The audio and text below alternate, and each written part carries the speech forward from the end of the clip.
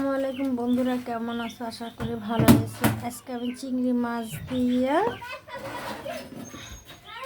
পালং শাক রান্না করব। তার জন্য আমি এখানে এই যে হলদির গুঁড়া দিয়ে দিলাম, লবণ দিয়ে দিলাম। এই যে দেখেন আমি চিংড়ি মাছটা দিয়ে দিলাম। চিংড়ি মাছটা এখন কষায় নেব, তারপর শাক দিয়ে এই মাছ কষানো হয়ে গেছে। এখন পালং শাক, এই জন্য এখন পালং শাকটা কষিয়ে নিব।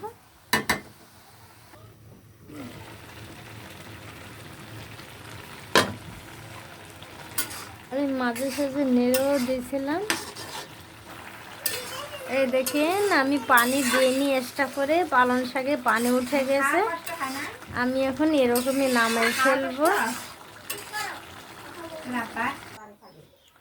এই জন্য তরকারি এটা হয়ে গেছে, আমি এখন নামিয়ে ফেলছি।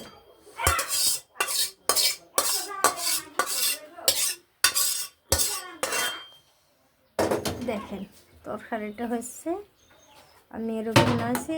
আপনাদের সবার কেমন লেগেছে একটু বলবেন। আমি আর কি বলবো। আল্লাহ হাফেজ।